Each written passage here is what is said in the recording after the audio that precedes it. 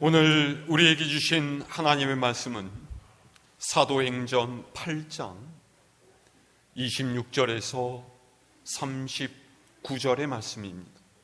신약성서 201면입니다.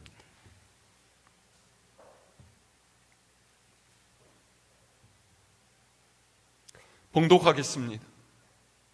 주의 사자가 빌립에게 말하여 이르되 일어나서 남쪽으로 향하여 예루살렘에서 가사로 내려가는 길까지 가라 하니 그 길은 광야라.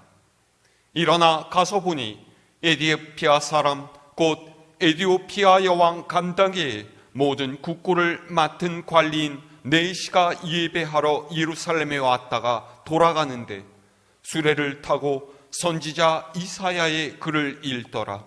성령이 빌립더러 이르시되 이 수레로 가까이 나아가라 하시거늘 빌립이 달려가서 선지자 이사야의 글 읽는 것을 듣고 말하되 읽는 것을 깨닫느냐?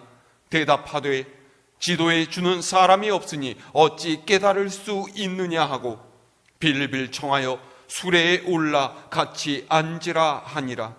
읽는 성경 구절은 이것이니 일러스되 그가 도살자에게로 가는 양과 같이 끌려갔고 털 깎는 자 앞에 있는 어린 양이 조용함과 같이 그의 입을 열지 아니하였도다. 그가 굴욕을 당했을 때 공정한 재판도 받지 못하였으니 누가 그의 세대를 말하리요? 그의 생명이 땅에서 빼앗김이로다 하였거늘 그 네시가 빌립에게 말하되 청컨대 내가 묻노니 선지자가 이 말한 것이 누구를 가리킴이냐? 자기를 가리킴이냐? 타인을 가리킴이냐? 빌립이 입을 열어 이 글에서 시작하여 예수를 가르쳐 복음을 전하니 길 가다가 물 있는 곳에 이르러 그 네시가 말하되 보라 물이 있으니 내가 세례를 받음에 무슨 거리낌이 있느냐? 이에 명하여 수레를 멈추고 빌립과 네시가 둘 다 물에 내려가 빌립이 세례를 베풀고 둘이 물에서 올라올새 주의 영이 빌립을 이끌어 간지라.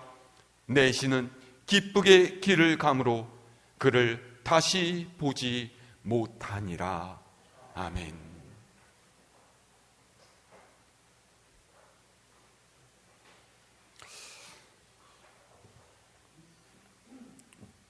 저는 운전하는 것을 꽤 좋아하는 편입니다. 물론 먼 거리를 왔다 갔다 할 때면은 피곤함을 느끼기도 하지만요. 그래도 운전을 할 때 이 커다란 자동차를 내가 원하는 대로 움직일 수 있다, 이런 희열감이 있어요. 그렇다고 해서 제가 운전을 굉장히 잘하거나 남다른 소질을 가지고 있는 것은 아닙니다. 예전에도 한번 말씀을 드렸지만은 저는 상당히 심각한 길치입니다. 방향을 알려주는 내비게이션 없으면요 아무데도 못 가요. 근데 운전 초보일 때는요 내비게이션의 인도를 따라가는 것도 너무 힘들었습니다. 내비게이션 아가씨는 잠시 후에 우회전을 하라는데 이게 5m 가서 하는 건지 10m 가서 하는 건지도 헷갈리고요.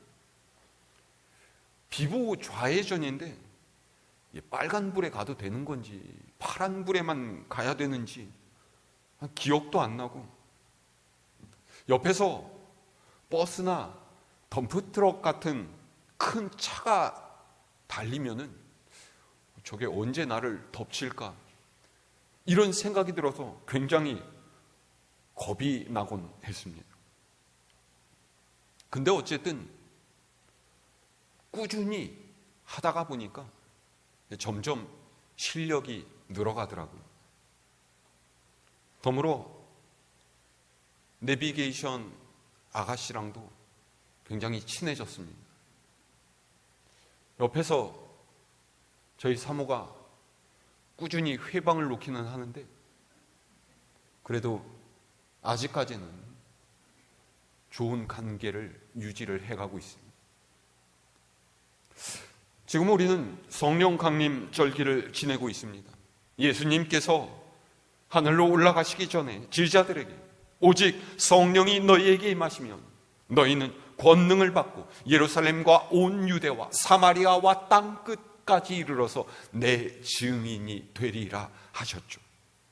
이 말씀대로 예수님께서 하늘로 올라가시고 오순절 마가의 다락방에 모여있던 제자들에게 불과 바람 같은 성령이 임하신 후에 복음이 전파되고 기적이 일어나고 그래서 교회가 생겨났습니다. 그리고 이런 성령의 역사는 우리가 살아가고 있는 오늘날까지도 계속되고 있습니다. 여기서 우리가 생각해 볼 것은요, 우리 또한 제자들처럼 성령의 임재를 경험하고 그분의 인도를 따라서 주님의 증인으로 살아가고 있느냐 하는 거예요. 오늘 말씀이 기록된 사도행전 8장은 예루살렘 교회에 미친 박해를 피해서 사마리아 성으로 온 빌립 집사의 성공적인 전도에 대해서 기록하고 있습니다. 마술사 시몬에게 홀려있던 사람들이 복음을 듣고 빌립 집사를 통해 나타나는 하나님의 놀라운 기적들을 보자 주님께로 돌이켜, 그리고 예루살렘에서 베드로와 요한이 사마리아로 내려와 믿는 이들에게 손을 얹고 기도하니까 이방인들도 성령을 받게 되었죠.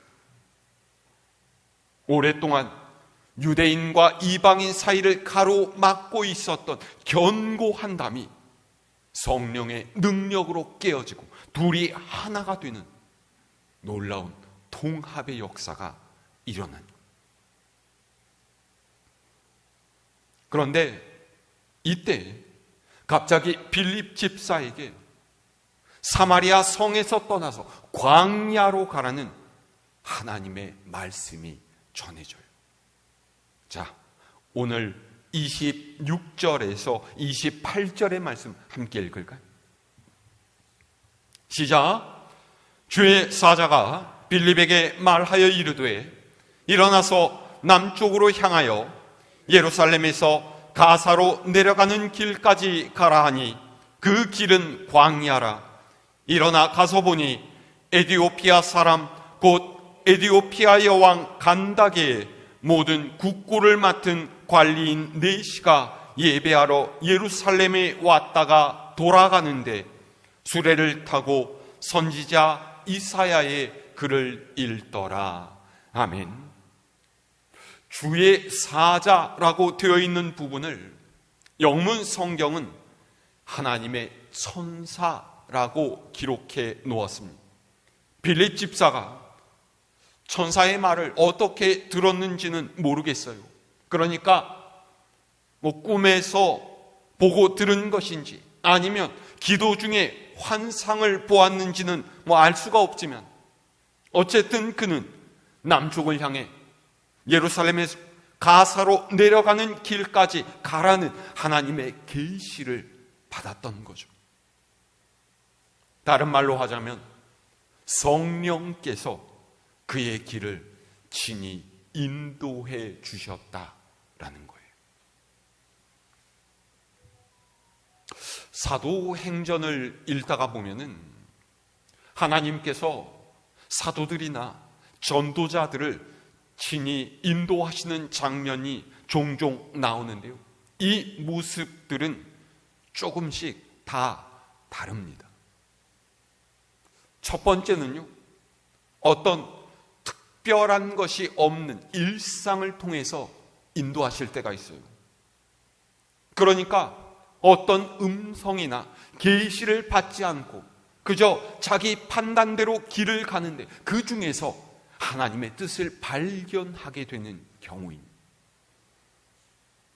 사도행전 3장에 기록된 베드로와 요한이 기도하러 성전에 올라가다가 성전 미문에 앉아 구걸하던 안전뱅이를 만나게 되는 일 같은 경우가 바로 이런 경우죠. 그리고 두 번째로는 내가 이전에 생각하지도 않았던 일상적이지 않은 길을 갈 때가 있습니다. 나는 전혀 의식하지 않았는데, 본래 이 길로 가려고 하지 않았는데 어쩌다 보니까 가게 되는 경우예요.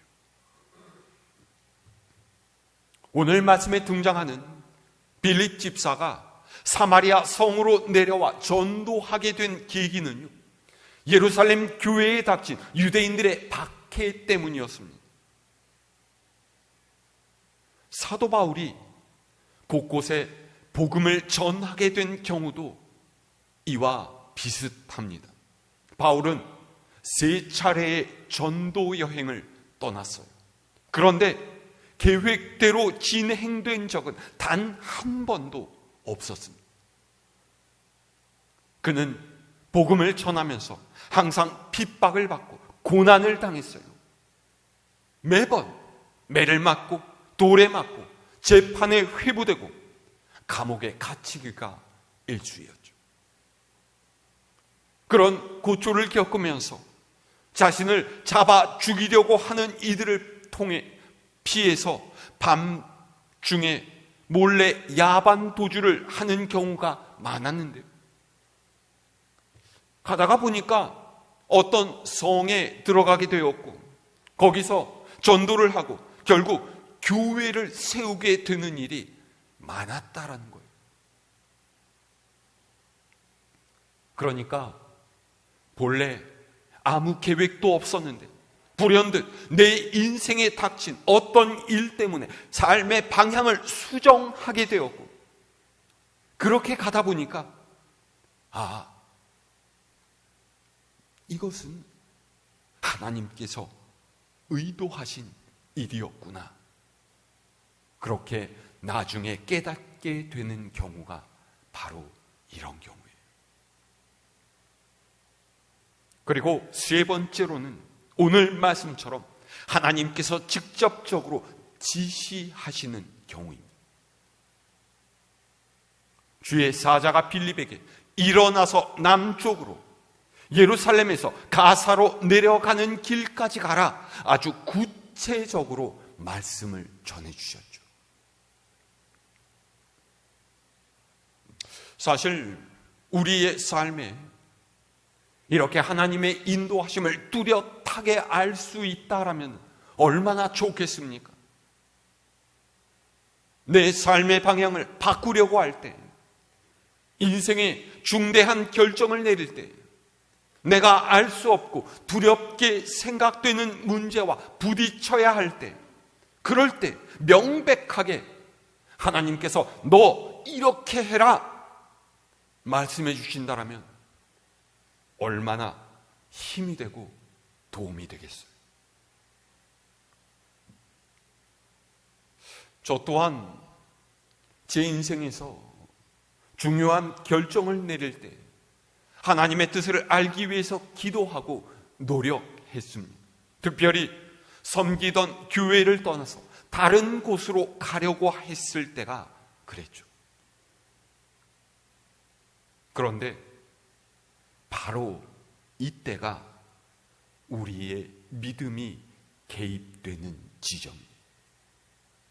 다시 말해서 나의 뜻과 하나님의 뜻이 부딪히게 될 수 있다라는 것이죠. 세상에서 살아가는 사람에게는요, 항상 세상의 편안함과 안락함을 쫓아가려는 마음이 있습니다. 고생스러운 길은 가기 싫고요, 보다 쉽고 편한 자리에 있으려고 하는 것이 사람의 심정이에요.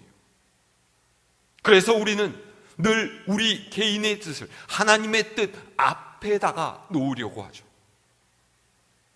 내 마음에 들고 괜찮다라고 생각되는 것은 즐겁게 순종할 수 있지만 마음에 거리끼는 것, 원하지 않는 것, 부담이 되고 어려움이 느껴진다라고 생각이 되면 하나님의 말씀이라고 해도 따르는 것을 꺼려하게 되는 거예요.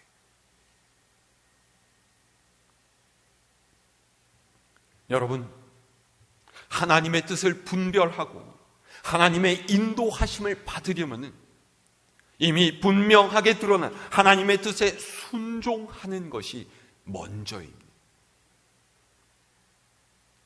생각해 보세요.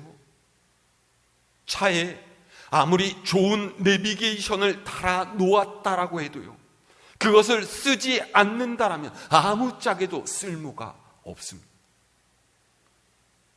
내비게이션을 켜고 보고 그 길로 따라가 보고 그렇게 해야만 내비게이션의 도움을 받고 효과를 체험할 수가 있는 것이죠. 배워서 알고 있는 하나님의 말씀에 따라 살지 않고 있다가 갑작스럽게 하나님께서 내 길을 인도해 주시기를 바라고 그래서 하나님의 말씀을 듣게 된다라고 할지라도 바로 순종하기는 어렵습니다.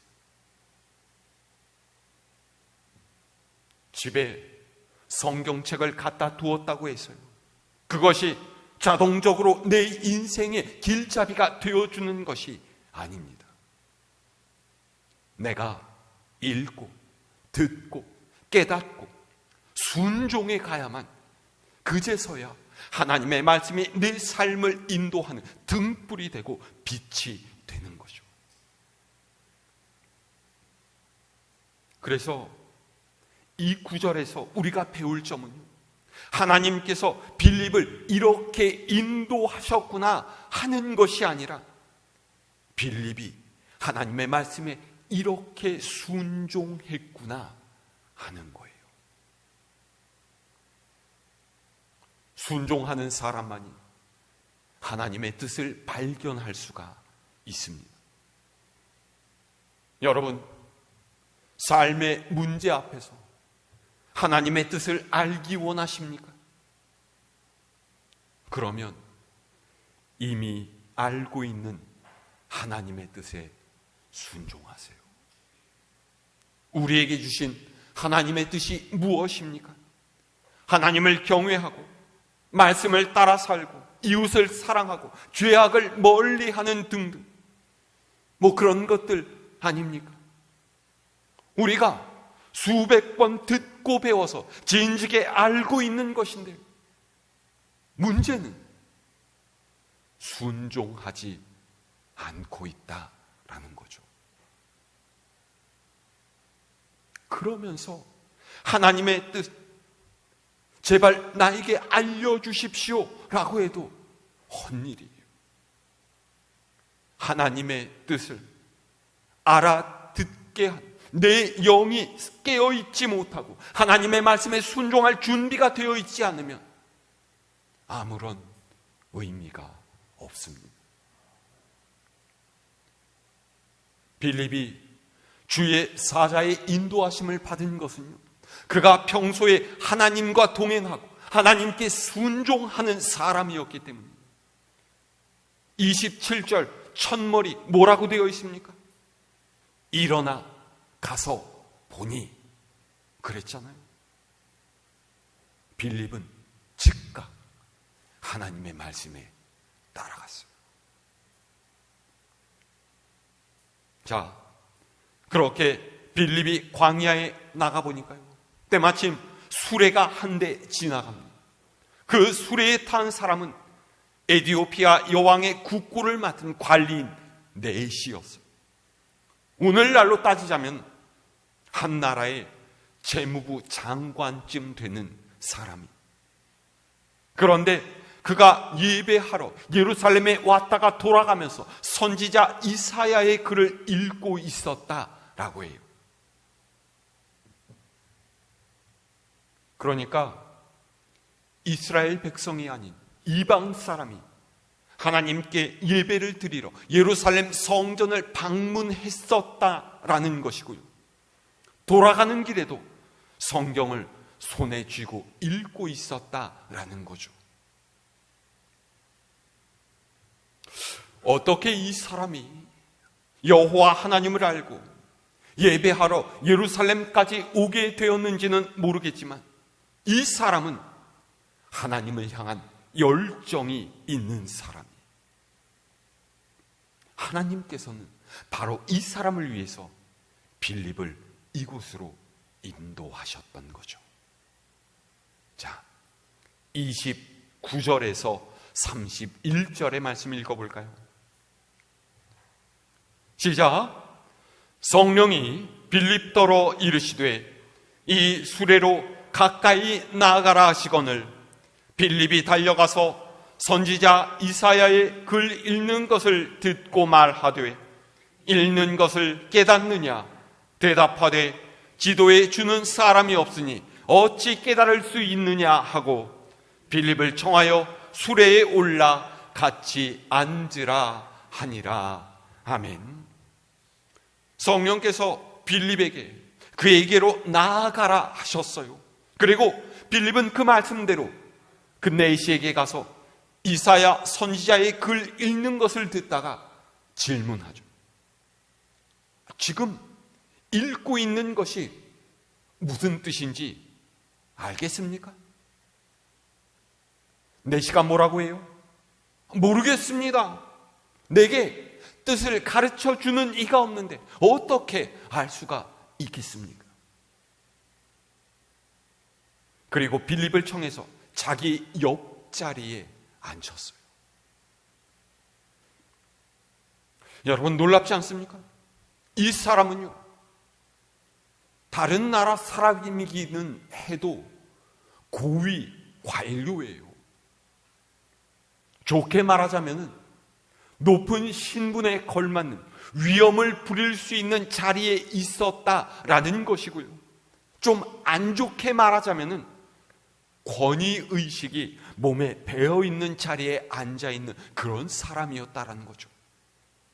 그런데 이 내시가 대뜸 낯선 사람을 자기 옆에다가 앉힙니다. 왜요?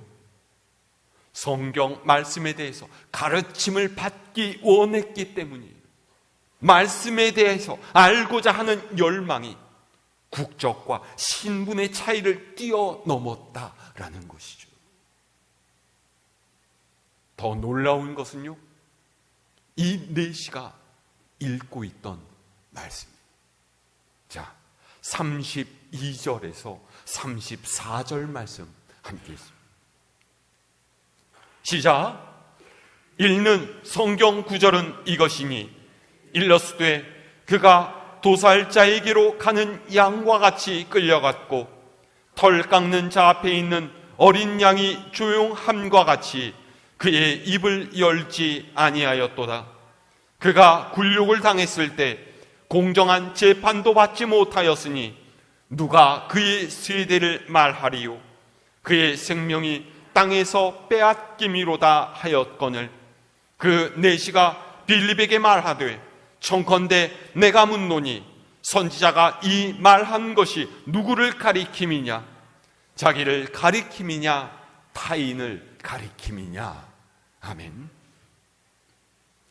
에티오피아 내시가 읽고 있던 부분은 이사야서 53장 7절 이하의 말씀입니다. 기가 막히게 돼요. 이 말씀은 정확하게 예수님을 가리키고 있어요. 인간의 죄를 대속하시기 위해 고난을 당하는 어린 양이신 주님을 예언한 구절이었죠. 빌립은 일부러 그에게 주님을 설명해야 될 필요가 없었어요. 이미 그가 예수님이 누구이신지를 묻고 있었기 때문이에요. 보십시오. 이 한 사람에게 예수님을 전하기 위해서 하나님께서는 빌립을 광야로 보내셨어요. 그에게 복음을 전하게 하시려고, 그를 또 다른 복음의 씨앗으로 쓰시기 위해서 하나님께서는 순종의 사람인 빌립을 광야로 이끄셨던 것이죠. 여러분, 이 부분을 잘 기억하셔야 합니다. 말씀에 순종하는 이가 하나님께 쓰임받습니다. 하나님의 뜻을 받아들이고 행하는 사람만 하나님의 역사를 경험하게 되어 있어요. 말씀을 들어도 따르지 않고 행하지 않으면 하나님께서 내 삶에 개입하실 수 있는 기회를 거부하는 거예요. 여러분 생각해 보세요. 우리가 주일마다 교회에 와서 하나님을 예배하는 이유가 무엇입니까? 하나님께서 주시는 은혜를 받고 힘겨운 세상 가운데 넘어지지 않고 살아갈 수 있는 힘과 용기를 얻기 위해서가 아니겠습니까? 교회는 절이나 마음 수련원과 같은 곳이 아닙니다. 명상을 통해서 참된 자아를 찾고 그래서 깨달음을 얻고 마음의 평화를 찾는 그런 곳이 아니라 연약한 우리를 한없이 사랑하시는 하나님의 은혜 속에서 믿음으로 세상을 이기게 하시는 하나님의 놀라운 능력을 힘입기 위해서 그분께 나아가는 곳이, 그 하나님의 은혜와 능력을 힘입기 위한 전제 조건이 바로 순종이라는 거예요. 여러분 모두가 순종의 사람이 되시기를 바랍니다. 하나님의 나라를 일구어가는 좋은 일꾼이 되시기를 바랍니다. 그러면요, 하나님께서 우리를 통해 일하세요. 자, 35절에서 36절 말씀 읽을까요? 시작. 빌립이 입을 열어 이 글에서 시작하여 예수를 가르쳐 복음을 전하니 길 가다가 물 있는 곳에 이르러 그 내시가 말하되 보라 물이 있으니 내가 세례를 받음에 무슨 거리낌이 있느냐. 아멘. 빌립은 이사야 선지자의 글부터 시작해서 예수님께서 어떤 분이신지를 알려주며 복음을 전했습니다. 그리고 도중에 물이 있는 곳에 이르자 내시가 빌립에게 말했어요. 보십시오, 여기 물이 있습니다. 내가 지금 세례를 받는데 무슨 문제가 있겠습니까?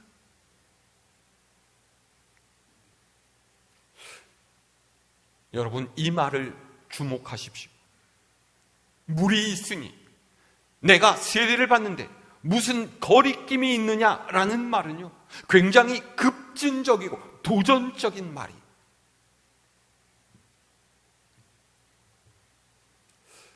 세례 받으신 분은 아시겠지만은요, 오늘날에는 세례를 받는데 필요한 여러 절차들이 있습니다. 개교회마다 조금씩 다르지만은요, 세례를 받기 위해서는 일정 기간 꾸준히 교회 생활을 하면서 예수 그리스도에 대한 믿음을 고백해야만 합니다. 그것뿐만이 아니에요. 그 다음에는 세례 교인이 되기 위한 교육을 받아야 되고요, 문답도 해야 되고 당회의 허락을 받고 전체 교인들 앞에서 승인도 받아야 되죠. 그런데 내시의 말은 이 모든 것을 다 뛰어넘고 있어요.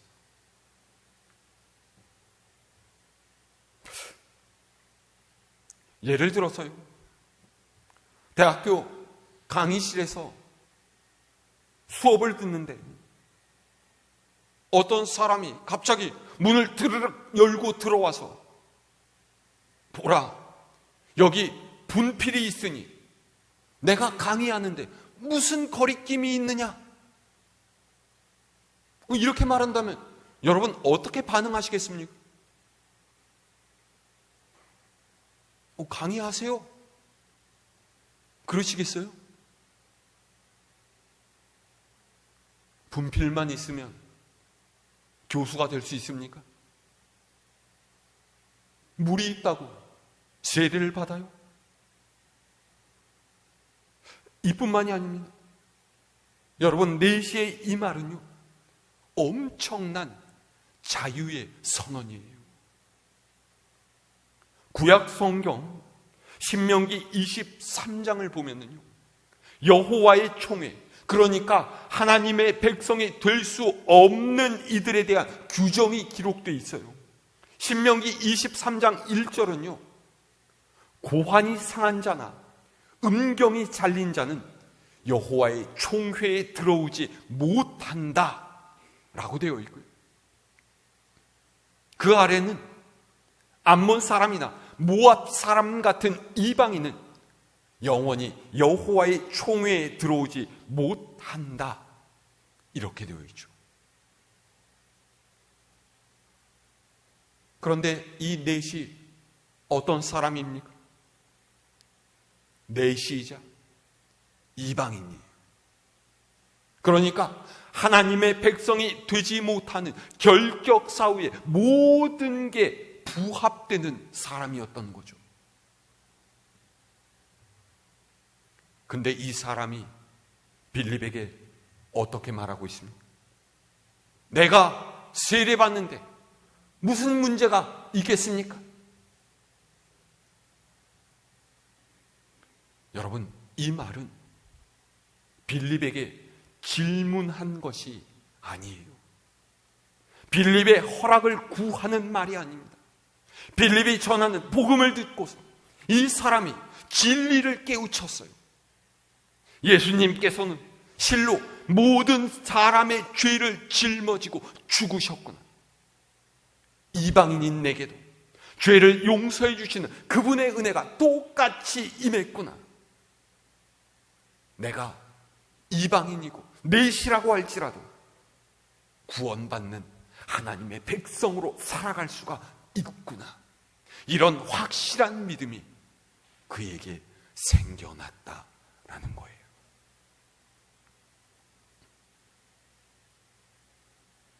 여러분, 엄청 놀라운 일이 아니겠습니까? 베드로가 성령을 받은 후에 사람들 앞에서 외쳤던 말이죠. 사도 바울이 로마 교회에 보내는 편지에 썼던 누구든지 주의 이름을 부르는 자는 구원을 얻으리라는 복음의 핵심이 바로 이 이방인 넷의 말에 담겨 있는 거예요. 하나님의 구원은 사람을 가리지 않습니다. 남녀노소, 빈부귀천, 인종, 사는 곳, 그 어떤 곳에도 매이지 않아요. 내시가 어떻게 이런 말을 할 수 있었겠습니까? 빌립을 그에게로 인도해 오셨던 성령께서 그의 마음에도 확실하고 담대한 믿음을 주셨기 때문이에요. 자, 마지막 38절에서 39절 말씀 읽어볼까요? 시작. 이에 명하여 수레를 멈추고 빌립과 네시가 둘 다 물에 내려가 빌립이 세례를 베풀고 둘이 물에서 올라올새 주의 영이 빌립을 이끌어간지라 네시는 기쁘게 길을 가므로 그를 다시 보지 못하니라. 아멘. 빌립은 기꺼이 네시에게 세례를 베풀었습니다. 그리고 두 사람이 물에서 올라오자마자 빌립은 성령에 이끌려 사라졌어요. 네시가 이에 어떻게 반응합니까? 그냥 기쁘게 길을 갔다. 성경엔 이렇게 되어 있죠. 여러분, 좀 이상하지 않습니까? 방금 전까지 자신과 함께 있던 사람이 없어졌는데 내시는 빌립을 찾지도 않고 그가 없는 것을 아쉬워하지도 않아요. 왜입니까? 성령께서 주신 기쁨이 그의 마음에 가득했기 때문이에요. 성령을 받은 사람은요, 지난 날을 돌아보면서 아쉬워하지 않습니다. 세상의 것에 매달려서 전전긍긍하지 않아요. 하나님께서 주신 구원의 기쁨, 새롭게 하나님의 자녀로 살게 된 가슴 벅찬 은혜, 내일을 향한 의지가 그의 삶에 가득하기 때문입니다. 세례를 받은 내시는 가던 길을 계속 갑니다. 그러나 그 걸음은 이전과는 전혀 다른 걸음이 은혜와 기쁨으로 충만한 걸음, 예전과는 다른 목적이 있고 의미가 있는 삶을 향해 걸어가는 걸음이에요.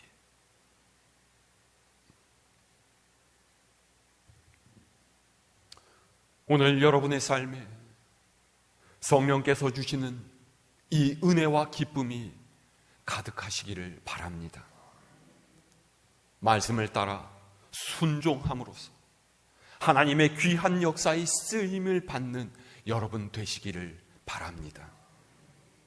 이 한 주간도 우리의 걸음을 인도하시는 성령의 음성에 귀 기울임, 하나님의 나라를 이루는 아름다운 믿음의 삶을 살아가는 여러분 모두가 될 수 있기를 우리 주님의 이름으로 축원합니다.